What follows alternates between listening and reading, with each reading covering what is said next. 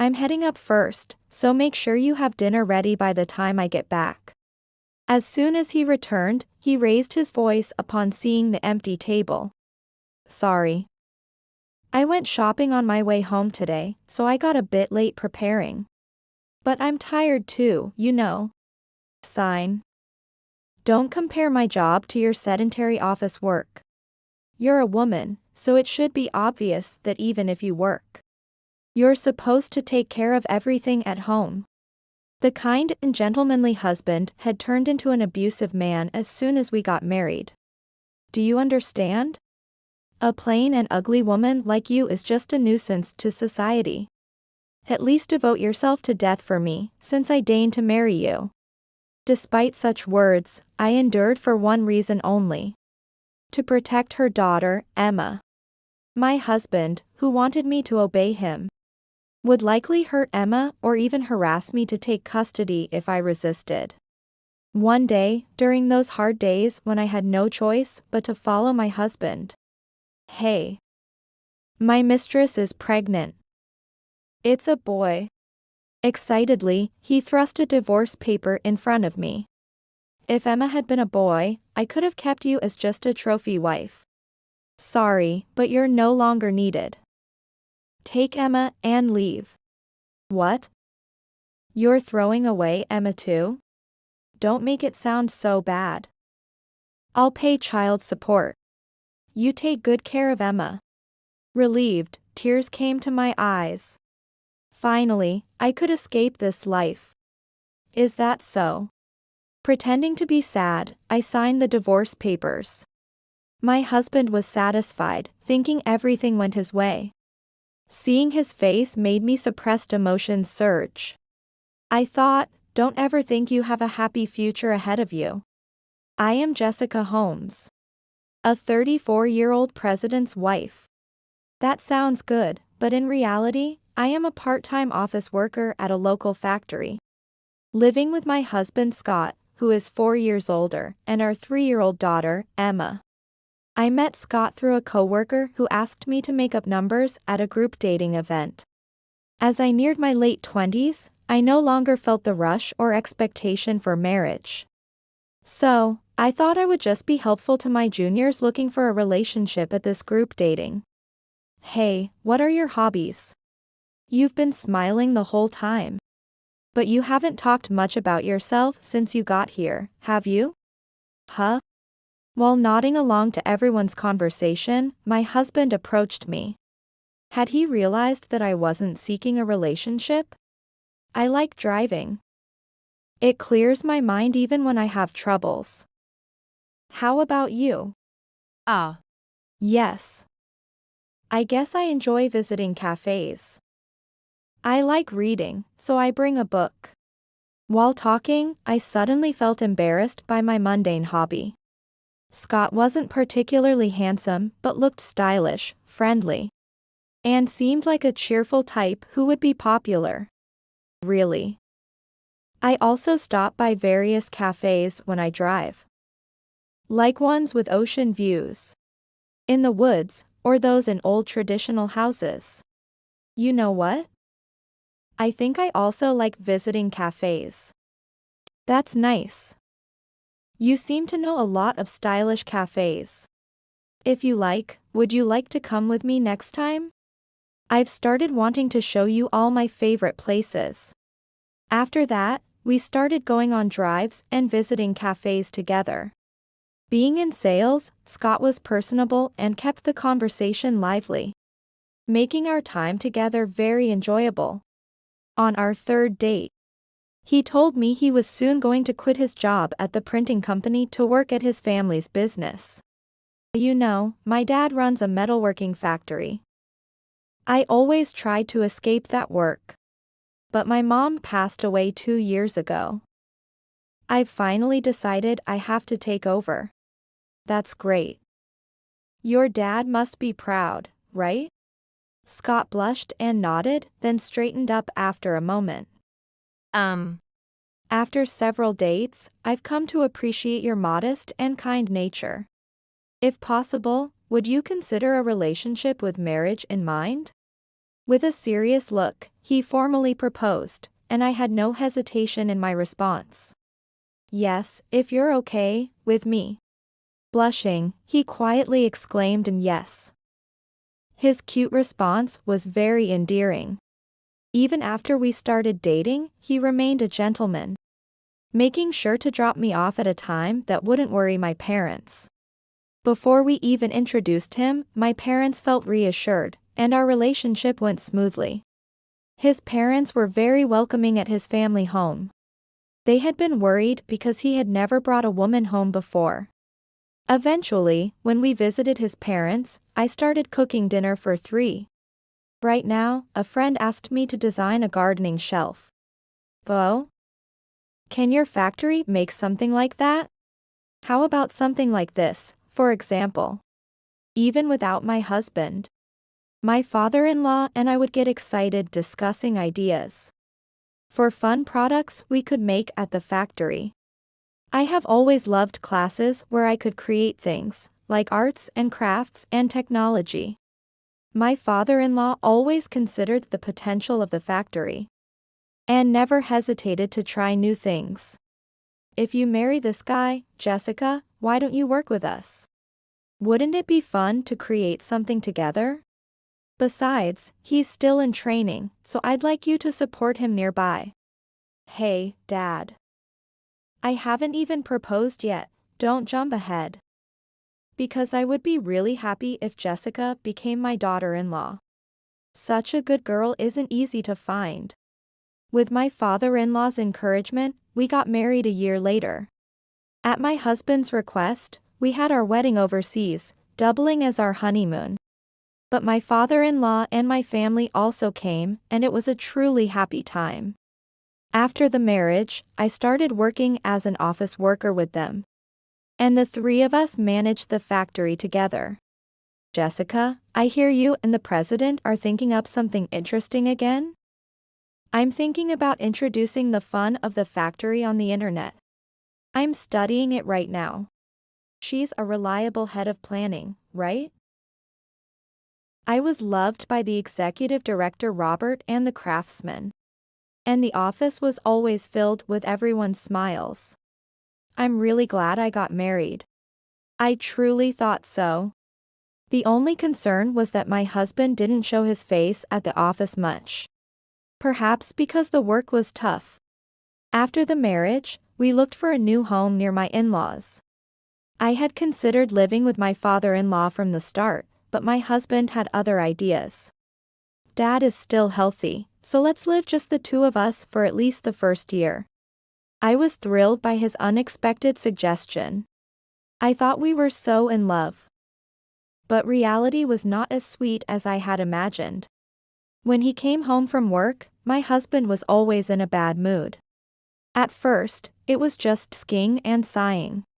I'm tired today. Since you're home first, at least have dinner ready by the time I get back. As days passed, he started to grumble and make sarcastic remarks to me. Oh? Sorry. I went shopping on the way home today, so I was a bit late. But I'm tired too, you know. Sigh. Don't compare your sitting office job to my work. You're a woman, so it's only natural for you to handle all the household chores. Even if you work, right? Is this what they call a domineering husband? However, it was clear that my husband was accumulating stress at work. He was learning about all aspects of the company's work by starting with the craftsmen in the factory. Damn. That old man. He yells at me just for one mistake. When I become the president, I'll fire him on the spot. Yeah. It must be tough being yelled at even when you're trying your best. Hey, why don't you come to the office to chat? It might cheer you up. What? What do you know? Don't talk as if you understand. It had been only about 1.5 years since he started his president training. So my husband was still not used to many things and was often scolded by the skilled craftsmen. Living with my father-in-law might have prevented him from releasing stress at home. I felt that our current life was good for him too. Sorry for always taking it out on you, Jessica. Thank you for always listening to my complaints. On weekends, my husband would apologize as if he had come to his senses. And accompany me on drives and cafe tours like before we were married. I could bear with it, thinking he trusted me enough to be himself. Until I got used to work, I was serious about being an outlet for my husband's stress. But that might have been a mistake. His verbal abuse only escalated afterward. Nearly a year into our marriage, just as I was getting the hang of my job, I found out I was pregnant. My father-in-law was thrilled and cried with joy. My husband was happy too, but I was bothered by his comments that he only wanted a son. I hope it's a boy. That would be the best way to honor my parents. And the company would be secure too. It doesn't matter which, boy or girl. Your father will be happy either way. I prayed that my husband's wish would come true. But I was anxious about the possibility of having a girl. Luckily, I didn't have much morning sickness, so I decided to work until just before the birth. As my due date approached, my father-in-law said to me when we were alone in the office, "Jessica, thank you for marrying into our family. I want to say this because it's such a time. Scott has a good facade but struggles to build deep relationships with people. I want you to cover for his shortcomings from now on." Yes, of course. If Jessica is at the center of both our company and home, everything will surely be all right. Please take good care of Scott and the company. As the birth of the new life neared, my father-in-law might have started thinking about generational change. I was glad to feel trusted by him. His factory had already become very important to me. A month later, a little girl was born a bit earlier than expected. Jessica, thank you. Thank you. Thank you for giving birth to a lovely granddaughter. He rushed to the hospital right after the birth and thanked me many times. Seeing how thrilled he was with the birth of my child, I couldn't help but cry. Perhaps because my father-in-law was so moved. My husband didn't complain about having a girl, and I was truly relieved. However, once our daughter was born, my husband started going out to drink after work. At first, he said, "The crying is noisy, and I can't relax at home." But when I returned to work 6 months postpartum, his reasoning changed. Seeing the same faces at home and at work doesn't let me unwind. Gradually, he went out drinking more often, and came home later. Even when he went out without telling me and came home to find his dinner not ready, he would disparage me. "You have it easy, don't you? All you need to do is take care of the kid instead of preparing my meals. It would have been nice if you had told me. I thought you were going to eat out today. I'll get it ready right away." Lately, my husband has been venting his frustrations on me instead of just complaining about work. Perhaps it has something to do with our child being a daughter. "You're not of any use at work, just answering phones and getting paid for it." It's audacious. Maybe if you were prettier, it could have brought in more clients. But you're below average in looks. Hey. I am doing my job properly, so stop saying things like that. Do you understand? A plain and ugly woman like you is just a nuisance to society. At least devote yourself to death for me, since I deigned to marry you. Useless, only able to give birth to girls. What I thought was a traditional husband has now transformed into a verbally abusive man. Perhaps he's upset that I get along not only with my father-in-law and the craftsman but also with Robert, the deputy manager. Robert is a person my father-in-law introduces as my right hand. Since my father-in-law is very hands-on, Robert handles most of the external communications alone. I wish I could have an easy job like Robert soon. I wouldn't even need to learn these dirty jobs. I could start doing sales right away.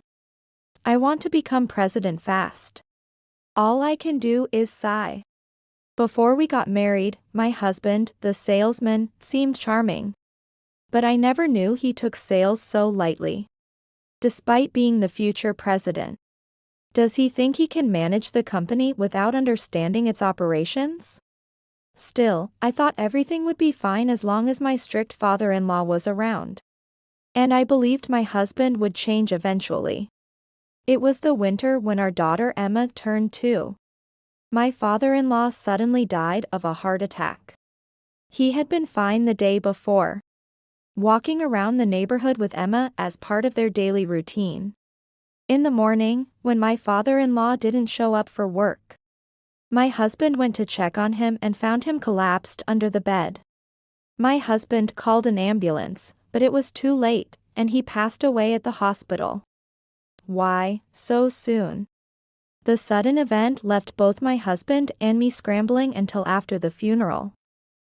At the funeral, Emma stroked my forehead saying, there, as I finally began to cry. Holding Emma, I cried again, unsure how to explain her beloved grandfather's death. The death of my father-in-law was a shock in many ways. After the month memorial, when my husband had been president for a while, he said something outrageous. Hey, now that I'm president, I want you to quit the company. What? Why? Why? You really are stupid.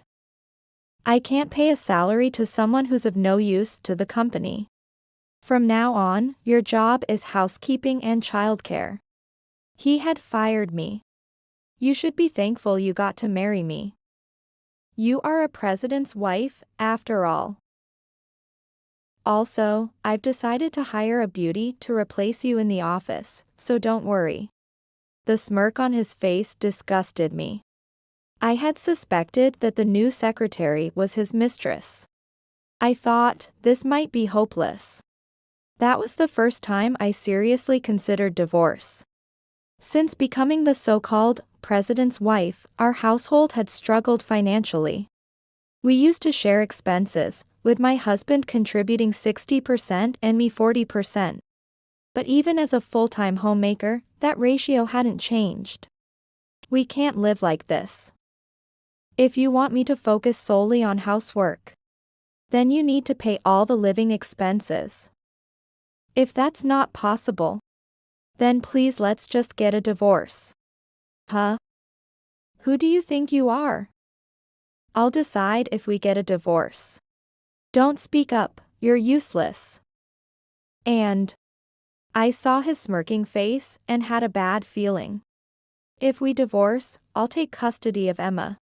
You're too stupid to raise her, and there are plenty of women who can replace a mother. I thought that a husband who wanted me to obey him might go as far as harassing me like that. There's no way I could hand over Emma to him for such reasons. Since she was born, my husband would yell, "Shut up," when she cried or push her hand away when she approached him in a bad mood. I was always worried that he might harm our daughter someday. Do you understand? A plain and ugly woman like you is just a nuisance to society. At least devote yourself to death for me, since I deign to marry you. With a trembling fist restrained by my other hand, I pleaded with my husband again. Then, please provide adequate financial support. Emma is already 3, right? Go out and work if you need to. That is if anyone would hire a useless person like you. Pleased with having belittled me, my husband burst into laughter. Even though you're at home more than I am, I'm the one paying more. Be grateful. Biting my lip, I could only nod in silence. For Emma's sake, to stay by her side, I had decided I must work and earn money. After my husband fell asleep, I decided to call my mother. I needed to organize my chaotic thoughts and wanted her to listen. Despite the sudden late-night call, my mother listened attentively, allowing me to finally fall asleep. The next day, my mother called me back. Can you come over the day after tomorrow, on Sunday? I have something to talk about. I didn't know what it was about, but staying at home was painful. So I decided to take Emma and visit my mother over the weekend. My husband had emailed saying, "I'll be staying at my mistress's place over the weekend, so it shouldn't be a problem." Ever since he announced my firing, my husband had stopped hiding his mistress's existence. His logic seemed to be that since he had made me a president's wife, I had no right to complain. I had heard from a craftsman that Scott was having an affair with a girl he met at a bar. I never thought he would actually hire her as an office worker at our company. When Emma and I went back to my parents' house, my parents, my brother David, and my uncle Patrick were waiting in the living room. "Welcome back. Are you looking for a job? If you like, why not work part-time at my place? You can set your hours according to your schedule." "Really? Can I?" This unexpected proposal made me burst into tears. After a long time, I felt the warmth of human kindness again. Uncle Patrick is my father's brother and he runs his own company. Uncle and Aunt had no children, and they had always cherished us sisters since we were little. Even now that we're adults, my aunt and I are close enough to go shopping and have lunch together. Did you know my sister's husband's company is one of our clients? You might know this, but it seems a bit risky since the previous owner passed away. I knew they were a client, but I haven't mentioned that. Since my father-in-law passed away, I don't understand much about the company. David is currently training to be the next president of my uncle's company. That's when I heard some shocking news. After the father-in-law passed away, in addition to employees who quit due to disagreements with the new president's policies, it seems that new hires are not lasting long, and the number of orders they can accept has decreased. Jessica's marital home has a long history with the previous generation. I want to support them, but if the quality drops, we might need to reconsider. I see. I have a little favor to ask you too. I asked my husband to keep it a secret that I would be working at my uncle's company. I spoke to Robert, the contact person at work, and asked him to keep it under wraps, as did my uncle. I hated the idea of being laughed at for a nepotistic hire by my husband. And I didn't want to be exploited using my uncle. Above all, I wanted to keep it as a trump card for when it was necessary. When I started working at my uncle's company, my husband eventually stopped contributing money to the house. Didn't I tell you to take care of the house? Now that you're working, you take care of the house expenses too. It seemed fun for him to see my face of despair. He was splitting his time and money between our home and his mistress's place. "I'll pay the rent, so don't worry." Even though I felt boiling anger, I couldn't say anything back. All I could do was prepare for divorce by recording his statements and actions in a diary. And I followed my husband after work to take pictures of him with his mistress as evidence. One day, nearly a year after I started working at my uncle's company, a turning point came. While I was preparing dinner, I heard loud footsteps from the entrance. "Hey. The mistress is pregnant. It's a boy." With that, my excited husband thrust the divorce papers in front of me. He had always wanted a boy to be his heir. Still, I was shocked to find out that he had even gotten his mistress pregnant. "If Emma had been a boy, I could have kept you as just a trophy wife. But now you're useless to me. Take Emma and leave." "What? You're planning to abandon Emma too? Don't say such horrible things. I'll at least pay child support. Take good care of Emma."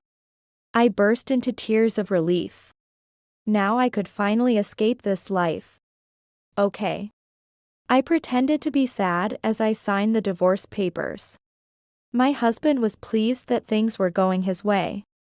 Watching his face, long-suppressed emotions began to surge within me. I thought, "Don't think you have a happy future ahead of you." We agreed to discuss compensation later, and I kept the signed divorce papers. I immediately contacted my parents, and the next day, I left the house with Emma. 10 days later, we discussed compensation and child support at my parents' house. My husband came with his mistress. I'm sorry, I couldn't make your daughter happy. As compensation for the affair, we will pay an appropriate amount. My husband was good at keeping up appearances. So he smoothly agreed to the demands for compensation and child support. This is Mandy, my fiancée. She's now 15 weeks pregnant. As I run a business, I really needed a boy. I'm really sorry, ma'am. It's because I got pregnant with a boy that you're being pushed out. I was utterly disgusted by the smirking husband and the triumphant look on Mandy's face. Mandy, 25 years old, was an attractive and seductive woman, but she had a calculating look. How can people who enjoy looking down on others exist? So, the child support will be $400 per month. And the compensation will be $50,000 paid in one lump sum, right? Yes. I want to remarry and start a new life quickly. Can we prepare a notarized divorce agreement first? While my husband might want to restrict Emma for the sake of Mandy's unborn child, it actually worked in my favor. I wouldn't want to rely on Emma in the future. Understood. After preparing the notarized document, I'll file the divorce papers. The discussion went smoother than I expected, and I couldn't stop smiling. Finally, we're clear. What will you do now? Sorry, but I'm not letting it end here. I'll make that man see hell. After preparing the notarized document and signing it, we both agreed. After confirming the transfer of compensation from my husband, I promptly filed the divorce papers. My husband was eager to remarry, and it hadn't even taken 2 months. On the day the compensation was transferred, I called my husband. I've confirmed the transfer of the compensation. Thank you. It's going to be tough from now on, but good luck. Well, unlike me, you're capable, so you'll be fine. What? What are you talking about? Irritated by my sarcastic tone, my husband responded with a puzzled voice. Your company is losing employees, right? The craftsmen are quitting, and it seems the newcomers don't last. And now your sales are falling, aren't they? Did you hear that from Robert? His voice deepened, sounding more intimidating. Since I had already filed for divorce, I no longer needed to flinch at his tone. No. I'm working part-time at your company's major client. What? So what? What can a part-timer like you do about it? Are you stupid? That's why I've always said you're incompetent, but you still didn't get it? He laughed loudly, hurling insults at me like, that's why idiots are a problem. And, keep the jokes to your face. So, I waited for his laughter to subside before dropping the bombshell. I'm currently working at my uncle's company. What? He quieted down. Either his mind was racing, or it had come to a complete stop. You know, they kept giving us work because I was your wife. But now that we're divorced, there's no obligation anymore. It'll be tough. But you'll have to work hard on finding new clients. It seems after his father-in-law passed away, Scott had been arrogant with the clients, leading to fewer jobs. However, he had been barely managing because he still had the jobs from my uncle's company, which was a major client. Wait a minute. Uncle? But that company is supposed to be run by a woman president, right? Even over the phone, it was clear he was panicking, which was amusing. Yes. The lady took over the company from the predecessor. Uncle is the executive director and her right-hand man. They're a couple I admire. You're lying, right? You never mentioned anything like this before. If you had told me, I wouldn't have divorced you. Now it was my turn to laugh. I wanted to divorce you. That's why I didn't tell you. To protect Emma. as per the notarized document we agreed upon.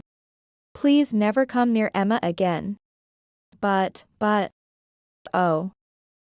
By the way, my brother will eventually succeed as president. Then, it will definitely be impossible for you to contract with us.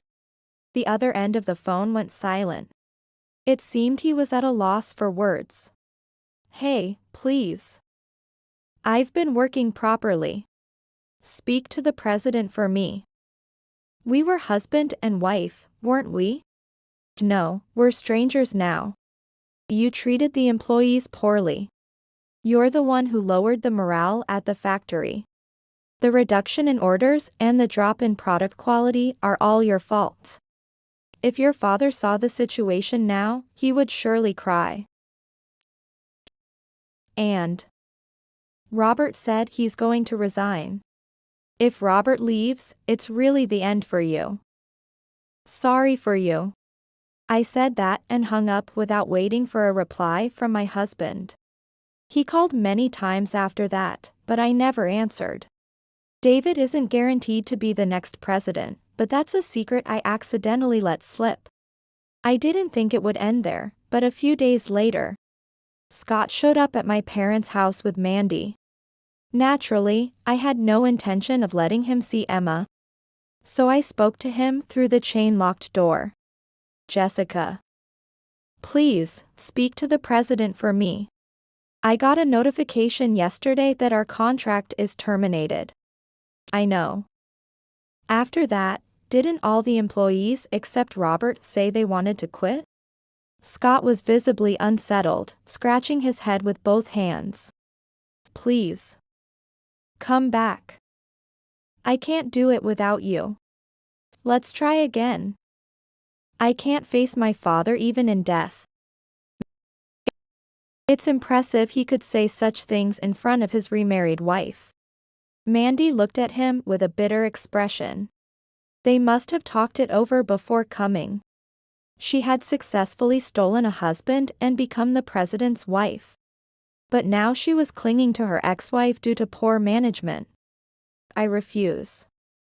I'm useless, stupid, and incompetent, right? Besides, I wouldn't want anything to do with a harasser like you. I decided to hit him while he was down. And haven't you forgotten? The terms we agreed upon in the notarized document. You said it yourself, didn't you? After the divorce, we should never contact each other again. How much was the fine? As I spoke, his face rapidly turned pale. Meeting me would cost $10,000 in fines each time. Scott had boasted. He must have believed he was only hurting himself. Finally, I dropped another bomb. Oh, Mandy. I almost forgot. But I'll also be claiming damages for the affair from you. I think the lawyer will contact you. Since he'll soon be unable to pay, make sure you settle your own actions properly. What? Huh? The divorce is final, and it's over. I never said I wouldn't claim from you, did I? I just wanted to proceed with the divorce from him first. He never said not to claim from you either. Scott's face was turning from blue to white, but that was none of my concern. Watching him choke himself with his own arrangements was amusing to me. Please stop. I'm about to give birth. What should I do if the company goes bankrupt? This wasn't in my calculations. Well? I don't know. That's your problem. Every time you come here, your debt increases, so please never come again. You have an important heir about to be born, so keep up the fight without losing. I smiled sweetly and slammed the door shut. Behind the door, Mandy was still shrieking, but after a while, I could hear my husband soothing her and her sobbing, and then their presence faded away. Afterward, my husband's company faced financial difficulties as major clients withdrew their support. I thought it would go out of business, but ultimately, my husband decided to relinquish his shares and step down as president to keep the company going. This was probably the least he could do as atonement to his father. Robert took over as the new president and renegotiated contracts with my uncle's company. It seems that the craftsmen who had left were also coming back. And the factory was regaining its vitality. With Robert becoming the president, it appears that some clients who had left have returned. Scott and Mandy divorced shortly after that. Probably fed up with Scott's verbal abuse and full-on harassment under stress. Mandy didn't wait for the birth, she went back to her parents' home, as I heard from Robert. Mandy's parents paid her compensation in full, and I also received an apology letter from them. Since she is from good parents, I hope she will take care of the child in her belly from now on. Scott, left alone, sold his parents' house and moved to another town. The compensation for me was apparently paid from his father's inheritance. But with compensation due to Mandy's harassment and child support, he might be broke by now. I don't know how he is doing, nor do I want to know. But seeing that child support is being deposited every month, it seems he is still alive and working. It's a shame for a man who finally had the son he wanted. A year after the divorce, Robert approached me. "Won't you come back to us? I think you are needed at the factory filled with the dreams of the previous president." I decided to return as an office worker to the company that continued my father-in-law's philosophy. Welcome back. Being welcomed back by everyone at the company, I was moved to tears. My father-in-law always saw the potential in our town's factory. We are starting new initiatives, developing original products, and responding to requests from individual customers. The factory has returned to the lively place it was when my father-in-law was around. I am also contributing ideas with the craftsmen and participating in the creation of new projects. Mom. I made cookies with Grandma. My 6-year-old daughter, Emma, offered me homemade sweets when I came home from work. Thank you. Yes. They turned out delicious. I am truly glad to have protected Emma's smile. I will continue to work hard to maintain this happy life with Emma.